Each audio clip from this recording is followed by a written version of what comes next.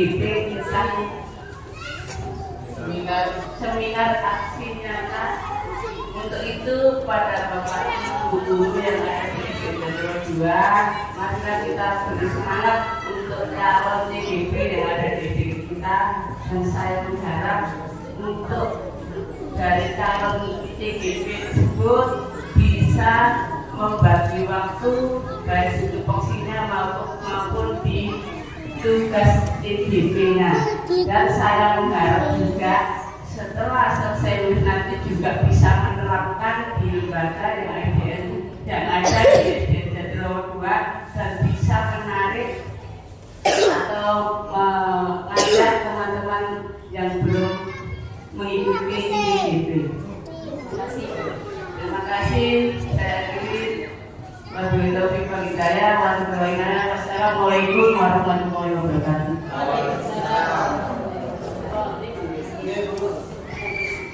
Terima kasih Bu. Sebentar Bapak Ibu. Ini ya. Ya. Terima kasih Bapak Ibu semuanya. Apa kabar semuanya?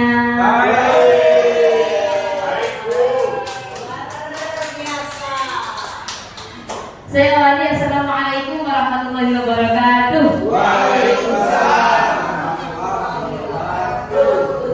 Terima kasih atas waktunya. Alhamdulillahirabbil alamin. Wasyukurillah wala haula wala quwwata illa billah, amma ba'du. Dan kami hormati Ibu Kepala SD Jatirowo 2 dan Bapak Ibu guru hebat, Bapak Ibu guru SDN Jatirowo 2 yang sangat-sangat hebat dan sangat-sangat saya sayangi. Khususnya abah saya Bapak Uji. Ya, Bapak Ibu, di sini nanti mungkin saya minta waktunya ya.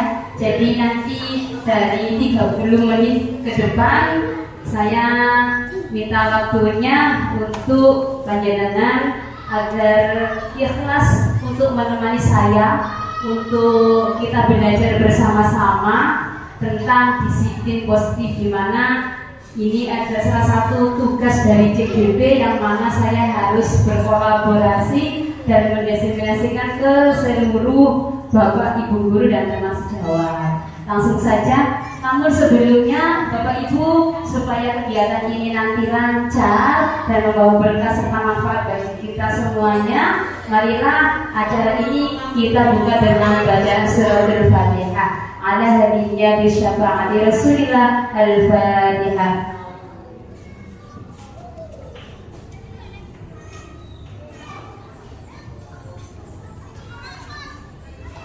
Ya, terima kasih. Alhamdulillah. Bapak Ibu, supaya kita semangat tidak berantem ya. Nah, nanti saya punya cerita. Namun di akhir kata mohon panjenengan nanti yang meneruskan cerita saya. Jadi langsung menunjuk temannya seperti itu. Ya. Jadi begini. Cerita awalnya kemarin sore saya ke Desa Brayu. Saya ke Desa Brayu itu menyembeli mentok. Nah, akhir kata adalah mentok. Saya mohon Pak Wiji untuk diteruskan kalimatnya mentok. Terakhir kata adalah mentok. Mentok. Ya, mentok. Terus Mentok adalah sejenis unggas. Sejenis unggas. Telur. Dan telurnya banyak sekali. Banyak sekali. Aku suka mentok. Aku suka mentok. Mentok lagi ya, silakan Abah. Mentok kalau di Jaya Percis itu makin maknyum. Kata maknyus, gue ini sekarang maknyus. Manis. Kalau pas lapar sarapan pakai mentok. Mentok lagi ya. Mentok tak kandani. Melaku mega mentok. Silakan Ya, Pak Wiji kalau berjalan kan bisa jadinya pokoknya itu megang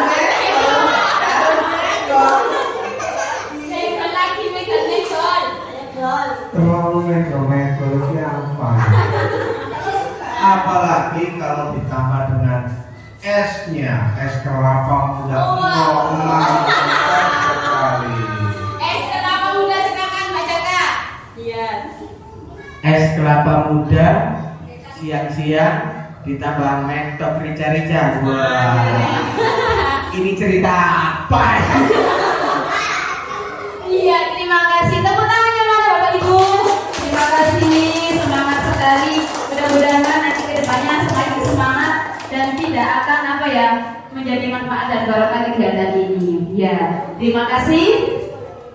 Langsung saja Bapak Ibu, biar karena ini nanti hari Jumat dan ada kegiatan tari nanti siangnya, untuk itu langsung saja Bapak Ibu di sini akan kita membahas tentang disiplin positif atau budaya positif. Sebelum itu perkenalkan dulu ya. Wow, siapa ini?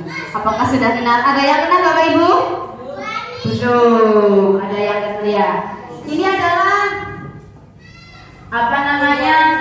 Rizky Wahyurinila, MPD, fasilitator kelas 137. Yang tengah ini yang paling tampan sebenarnya, karena kami semuanya kelompok wanita, adalah Bapak Yudi Eka Putranto SPD sebagai pengajar praktik kelas 137B. Saya tanya Bapak Ibu, khususnya yang perempuan, yang tengah ini bagaimana, ganteng apa boten? Wah, boten. Aduh, ya. Oke, selanjutnya ini yang terakhir adalah saya sendiri, Umi Hani, CGB angkatan 10. Ya, terima kasih Bapak Ibu. Mungkin hanya ini supaya kita kenal sama fasil kita dan Bapak PP kita, saya. Jadi untuk saya sendiri setiap hari kita sudah berkenalan, malah blenger ya. Nah, selanjutnya tujuan seminar ini menjelaskan makna disiplin positif dan lain sebagainya itu. Nanti di sini Bapak Ibu kata disiplin, nanti kita beber bersama. Ada disiplin positif, kemudian keyakinan kelas, juga segitiga restitusi. Nah, ada teori motivasi, hukuman, dan penghargaan. Selanjutnya ini adalah inilah cerminan kita, Bapak pendidik kita, Ki Hajar Dewantara, yang mana filosofinya pengajaran merupakan proses pendidikan yang memberi ilmu atau berfaedah untuk kecakapan hidup. Kemudian pendidikan memberi tuntunan terhadap segala kekuatan kodrat yang dimiliki oleh anak. Kemudian pendidikan itu termasuk menuntun. Jadi kita sebagai pendidik itu tugasnya menuntun, tidak hanya mengajar, tapi dalam filosofi Hajar Dewantara itu adalah menuntun dari apa yang dimiliki atau aset-aset yang dimiliki oleh anak-anak kita. Jadi kita tidak boleh memaksakan kehendak dari anak-anak kita, kehendak dari kita sendiri. Nah, inilah disiplin positif dan nilai-nilai kebajikan universal. Contohnya seperti ini, Bu. Ya, contohnya seperti ini. Perubahan paradigma. Umpamakan kita mengepang tangan kita mempunyai benda yang sangat berharga, kita pegang di tangan kita. Kemudian benda itu sangat berharga sekali buat kita pegang dengan erat. Namun ada salah satu teman kita ingin membuka kepala kita, ingin tahu apa yang ada di dalam kepala tangan kita. Kira-kira Bapak Ibu, apakah kepala panjenengan nanti itu panjenengan lindungi dan dipertahankan kepala tersebut atau dilepaskan begitu saja? Kira-kira bagaimana? Dilindungi. Terima kasih ya Bapak Wiji, kata Pak Wiji dilindungi. Ada barang yang sangat berharga, teman kita itu merayu, mengancam dan segalanya. Demi apa? Demi membuat kita agar mau melepaskan atau membuka genggaman tangan kita supaya dia tahu barang apa yang ada di kepala kita. Tapi kata Pak Wiji tadi dan semua teman-teman melindungi. Baik, terima kasih Bapak Ibu guru hebat. Kita sebagai pendidik dan mencontohkan kepada anak-anak kita, termasuk teman sejawat kita. Lah, kalau ada barang yang berharga di kita, maka kita harus melindunginya dengan semaksimal mungkin. Karena kontrol adalah milik kita sendiri. Ya, kita harus yang bisa mengontrol diri kita itu adalah diri kita sendiri. Selanjutnya, nah, perubahan paradigma teori kontrol. Ini Bu, ilusi guru mengontrol murid. Ada ilusi bahwa kritik dan membuat orang merasa bersalah dapat menguatkan karakter. Ilusinya bahwa semua penguatan positif efektif dan bermanfaat. Ilusi bahwa orang dewasa memiliki hak untuk memaksa. Itu adalah ilusi. Nah, ini perubahan paradigma stimulus respon. Stimulus kita mencoba mengubah orang agar berpandangan sama dengan kita. Tapi teori kontrolnya, kita berusaha memahami pandangan orang lain tentang dunia. Nah, inilah perbedaannya. Stimulus responnya, kemudian teori kontrolnya, inilah perbedaannya. Ada di kanan dan kiri. Kemudian disiplin positif. Apa sih disiplin positif itu Bapak Ibu? Mungkin di dalam mata kita, kalau kita mendengar kata disiplin, itu pastinya disiplin itu kayak takut gitu ya, kayak aturan gitu. Kok gini ya, harus disiplin. Bapak Ibu guru, contohnya seperti kepala sekolah kita aja kalau bilang Bapak Ibu harus disiplin, baik berangkat maupun pulangnya. Nah, itu kan istilahnya apa ya, kedengarannya kan harus waduh, abot gitu ya. Nah, memang kata disiplin itu, tapi kenapa kok disiplin itu, kalau disiplin saja itu katanya kok kelihatannya abot. Maka dari itu terlahirlah disiplin positif, disiplin yang baik. Nah, jadi disiplin itu kita tumbuhkan dari pengaruh instinksi kita, dari pengaruh internal kita, diri kita sendiri. Nah, disiplin itu bersifat self disiplin, yaitu kita sendiri yang mewajibkan kita dengan sekeras-kerasnya, kata Ki Hajar Dewantara. Tetapi saja sebab jikalau kita tidak cakap melakukan disiplin positif tadi, wajiblah penguasa lain mendisiplini diri kita. Dan peraturan demikian itulah harus ada di dalam suasana yang merdeka. Disiplin yang dimaksud adalah disiplin mandiri. Ki Hajar Dewantara mengartikan bahwa disiplin positif itu adalah bentuk kontrol diri. Jadi yang bisa menumbuhkan disiplin positif itu bukanlah orang lain, namun kita sendiri, diri kita sendiri. Jadi walaupun orang lain itu menyuruh kita disiplin, seperti contohnya tadi, tetapi kalau dari jiwa internal kita, dari dalam diri kita tidak ada tidak ada tumbuh rasa itu, maka disiplin positif itu sendiri tidak akan terwujud. Selanjutnya, Bapak Ibu, disiplin positif yang sekarang kita laksanakan itu berhubungan dengan profil pelajar Pancasila yang mempunyai 6 karakter. Selanjutnya, ini adalah teori motivasi. Selanjutnya Bapak Ibu, ini adalah tindakan guru. Biasanya kita Bapak Ibu di dalam kelas atau di sekolah itu ada nggak yang masih melakukan hukuman? Ada nggak? Ada ya? Ada beberapa guru yang melakukan. Contohnya mencatat, siapa ini yang biasanya mencatat 100 kali di dalam buku kalimat saya tidak terlambat lagi. Nah, ini saya tidak terlambat lagi. Iya, tidak apa-apa Bapak Ibu. Kemudian lari mengelilingi lapangan basket, biasanya guru olahraga ini. Iya, iya, bola, karena kita nggak punya basket, lapangan voli. Kemudian, nah ini nanti ada hukuman, juga ada konsekuensi. Nah, kata hukuman dan konsekuensi itu nanti kalau hukuman nanti kita lihat. Nah, inilah perbedaan hukuman dan konsekuensi. Contohnya, Bapak Wiji, mohon maaf, Pak Wiji terus ya. Mencatat 100 kali di dalam buku kalimat, contohnya saya tidak akan terlambat lagi. Ini Bapak Ibu adalah salah satu bentuk hukuman. Nah, kemudian yang salah satunya, yang konsekuensinya, contohnya menggantikan kertas tugas teman yang telah dicoret-coret. Ini adalah konsekuensi. Apa sih hukuman itu? Apa sih konsekuensi itu? Lah, inilah apa perbedaan hukuman dan konsekuensi. Hukuman salah satunya Bapak Ibu adalah sesuatu yang menyakitkan dan yang harus terjadi.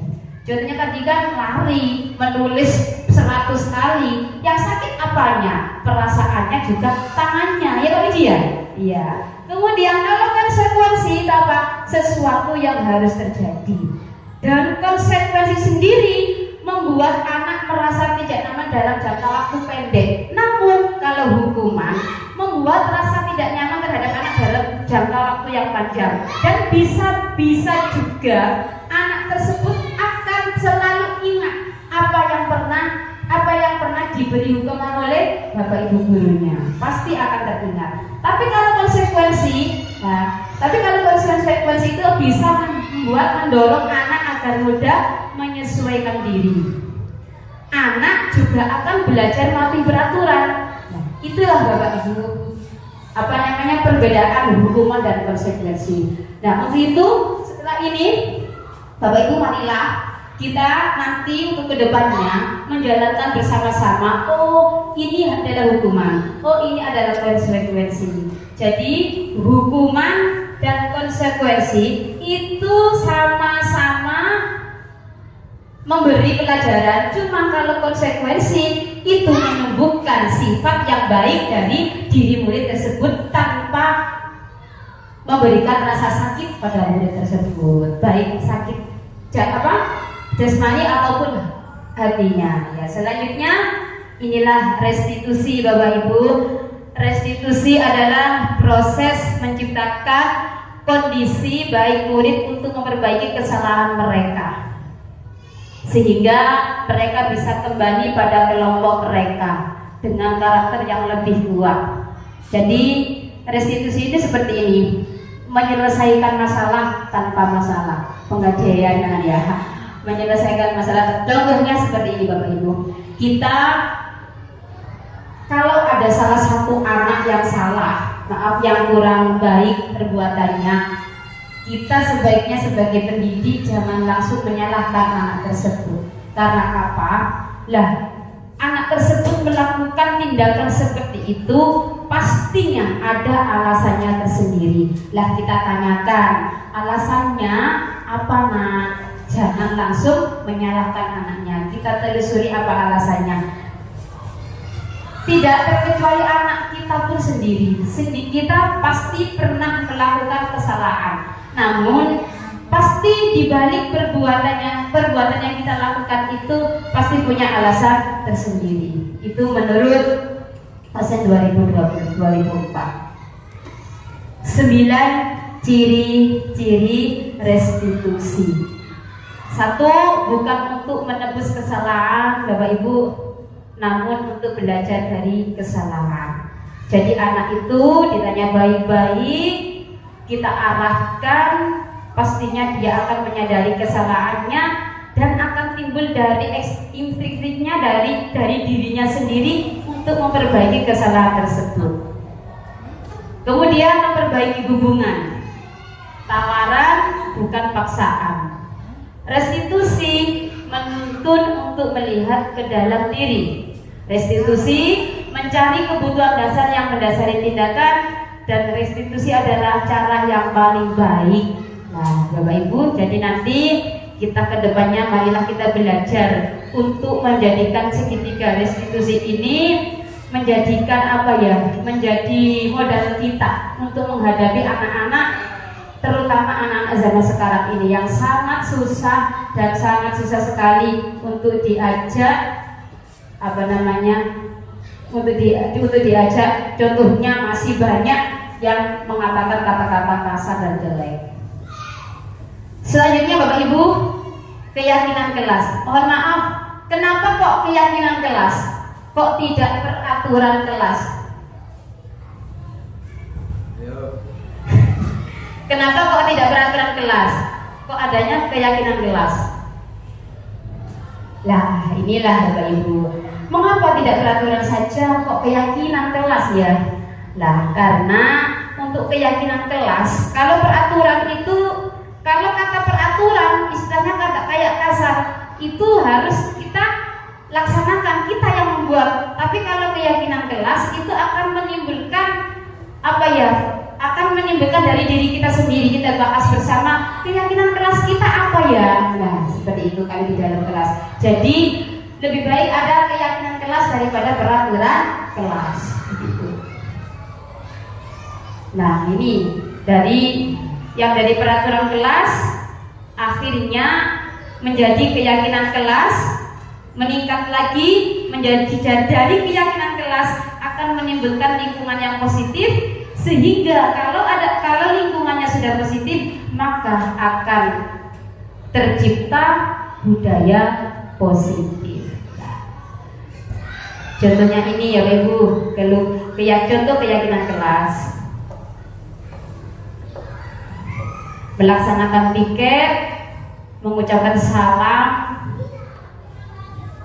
berdoa sebelum dan sesudah kegiatan tertib. Dan saya yakin Bapak Ibu semuanya sudah paham tentang ini ya.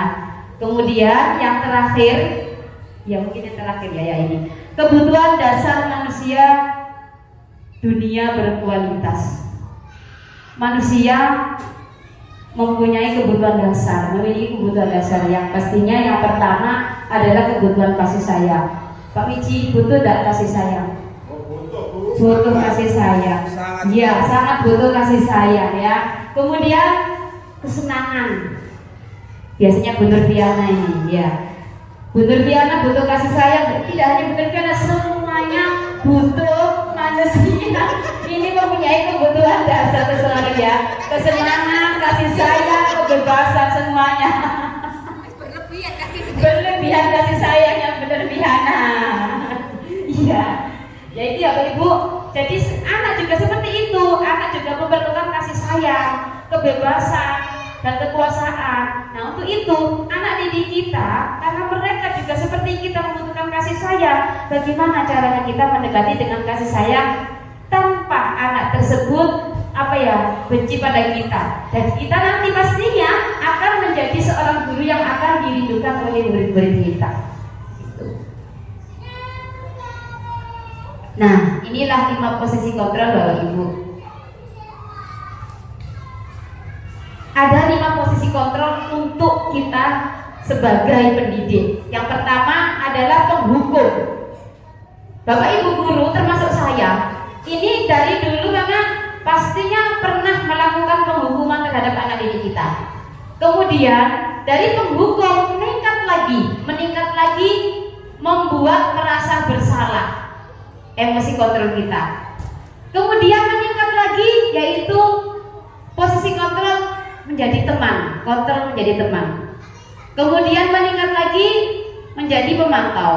Dan yang terakhir adalah posisi kontrol manajer. Nah, inilah semakin lama akan meningkat kita sebagai posisi kontrolnya. Yang terakhir dan yang paling baik yang bisa kita lakukan yaitu adalah posisi kontrol manajer. Nah, posisi kontrol manajer ini contohnya mengajukan pertanyaan-pertanyaan seperti tadi.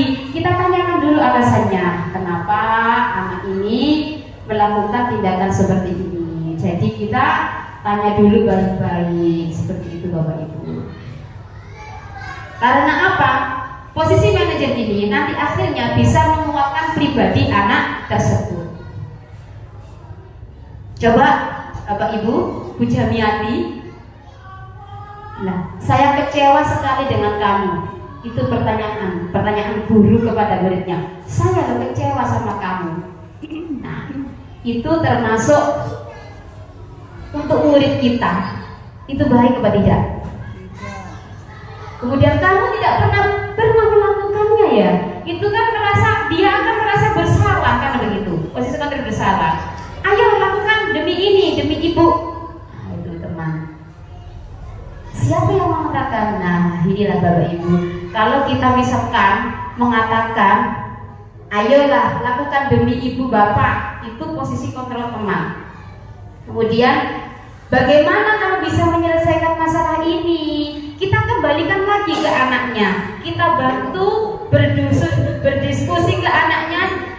Kita arahkan ke anaknya. Iya, bagaimana ya Bu? Akhirnya akan timbul anaknya tersebut. Ya Bu, saya akan seperti ini. Lah, begitu. Nah, begitu ya. Kadang ada anak yang saya bilang, kan begitu. Saya juga seperti itu. Nah, inilah segitiga restitusi. Yang pertama, validasi tindakan yang salah, menstabilkan identitas dan menanyakan keyakinan. Ya, Bapak Ibu, menanyakan keyakinan. Lah, itu tadi ya Bapak Ibu, terima kasih. Lah, sebelumnya Bapak Ibu mungkin satu saja ada pertanyaan dari sekian tadi yang saya paparkan. Satu atau dua boleh, satu jangan lupa. Silakan.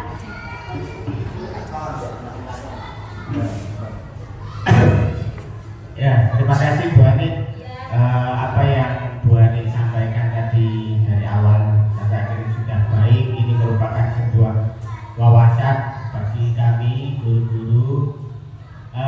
Pertanyaan dari saya terkait restitusi. Ya, ini juga karena tidak semua anak itu mudah atau guru itu dengan mudah melaksanakan segitiga restitusi terhadap anak. Bagaimana jika kita sebagai guru sudah melakukan restitusi, namun anak tersebut itu mengulangi hal yang sama, apakah terus direstitusi atau bagaimana? Gitu. Terima kasih Bu.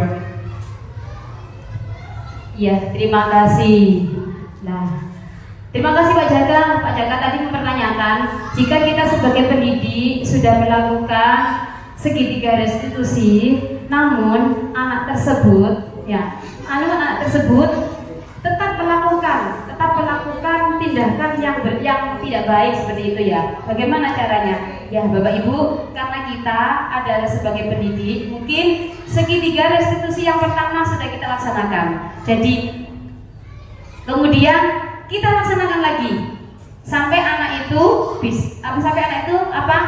melakukan perbuatan yang baik dan tidak melakukan perbuatan yang jelek tadi. Tetapi kalau memang sudah dilakukan berkali-kali, 1, 2, atau 3 kali, maka anak tersebut kita memakai teori kontrol hukuman tadi ya. Biar apa? Biar anak tersebut jerah, kembali lagi ke yang awal tersebut begitu. Namun Bapak Ibu, mari kita sebelum kita melakukan yang terakhir, karena restitusi tadi yang dari kontrol kita adalah manajer. Kalau sudah kita laksanakan manajernya dengan baik, di segitiga restitusi dengan baik, namun anak tersebut masih tetap melakukan tindakan yang tidak benar, maka memang anak tersebut bagaimana caranya jerah lah seperti itu. Mungkin dengan kejerahan itu nanti anak-anak yang melakukan tindakan salah tadi bisa meratapi dirinya. Oh ya begitu. Dan yang terakhir, kalau sudah jerah tapi anak tersebut tetap melakukan wallahu alam, marilah kita berdoa bersama-sama. Lah seperti itu Bapak Ibu. Terima kasih Bapak Ibu semuanya, Bapak Ibu guru yang hebat atas waktunya. Semoga kita nanti ke depannya bisa berkolaborasi dengan baik untuk meningkatkan disiplin positif yang ada di SDN Jatirowo 2. Semoga kita semua menjadi Bapak Ibu guru yang hebat, menjadi Bapak Ibu guru yang selalu dirindukan oleh siswa-siswanya. Terima kasih, tepuk tangannya dong. Ya, saya akhiri. Assalamualaikum warahmatullahi wabarakatuh.